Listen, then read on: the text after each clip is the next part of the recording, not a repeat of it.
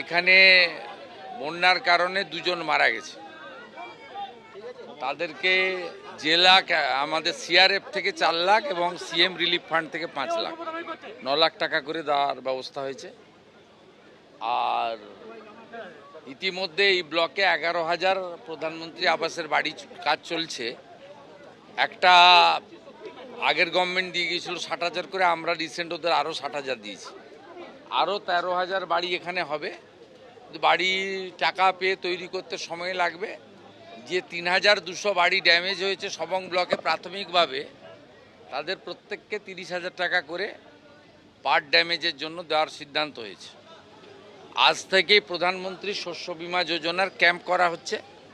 ক্ষতিগ্রস্ত পান চাষি ধান চাষিরা সেখানে নাম লেখাতে পারবেন। মাদুর কাঠিটা ইন্স্যুরেন্স স্কিমের মধ্যে নেই, তাদের জন্য আলাদা কিছু ব্যবস্থা আমি নেওয়ার জন্য নির্দেশ দিয়েছি, সে ব্যবস্থা হবে। কেলেঘাইয়ের জল যেটা ডেঞ্জার লেভেলে উপরে বইছিল এখন under control.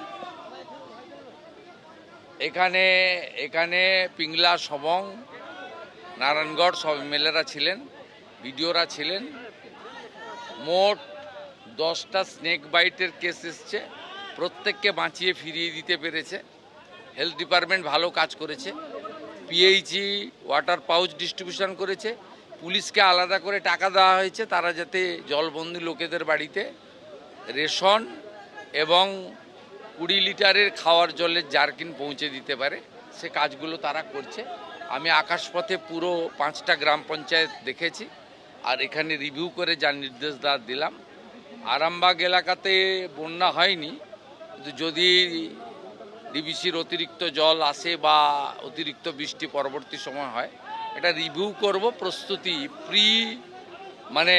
Flood precaution meeting একটা করব, করে আমাকে বাগডোগরা যেতে হবে। মাননীয় স্বরাষ্ট্রমন্ত্রী আসবেন বিকেলে, তাকে স্বাগত জানাই।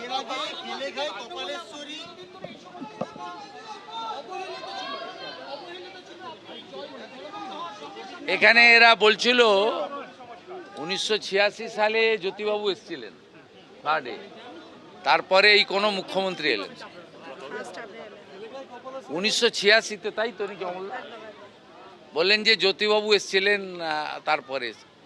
আর কি করা যাবে, আগের মুখ্যমন্ত্রীরা গ্রামের মানুষকে মানুষ বলে মনে করতেন না। আর আমার সঙ্গে তো গ্রামের মানুষের নাড়ির টান, তাই গ্রাম আমার শেষ, গ্রাম আমার শুরু, গ্রামই আমার শেষ।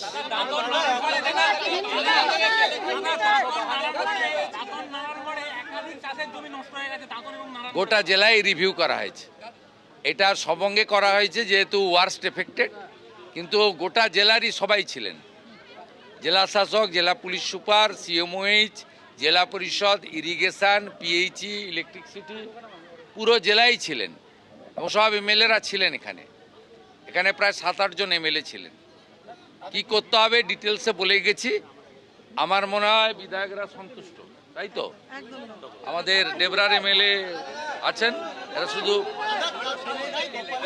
আর রাজেশ মাহাতো স্বাধীন দায়িত্বপ্রাপ্ত রাষ্ট্রমন্ত্রী, তাকে আমি রেখে দিয়ে গেলাম, আরও 2 দিন উনি থাকবেন সবাইকে বাড়ি না ফিরিয়ে দেওয়া পর্যন্ত, আর ক্রপ ইন্স্যুরেন্সের তালিকা তৈরি না হওয়া পর্যন্ত राजेश महतो एखाने जिला शासक के लिए मॉनिटरिंग। देखिए मैं एरियल सर्वे किया है, यहाँ 5-6 जीपी, कम से कम 50,000 लोग अभी भी पीड़ित है और कैंप में भी 4-5 हज़ार आदमी है। सब मिला के जो जो काम करना चाहिए था वो रिव्यू करके आज किया। हम लोग ये 2 डेथ कैजुअलिटी है और बाकी जो जो करना है सब काम हम लोग कर दिया, सर्वे भी कर लिया और डायरेक्शन भी मिल गया है डिस्ट्रिक्ट मैजिस्ट्रेट का लीडरशिप में। राज्य सरकार की साहब डिपार्टमेंट और विधायक लोग चुने हुए लोग थे, सब डिस्कशन हो गया। इसमें कभी कहाँ कभी कमी नहीं होगा, भरपूर सपोर्ट मिलेगा।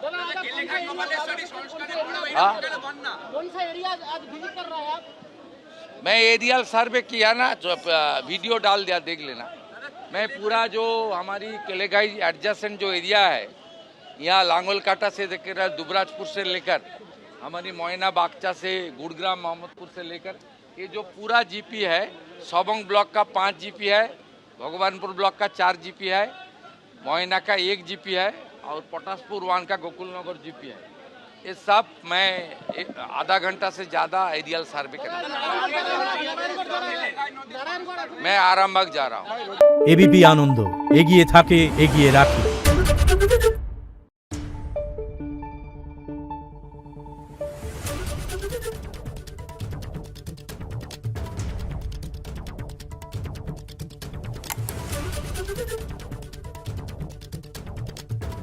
Thank you.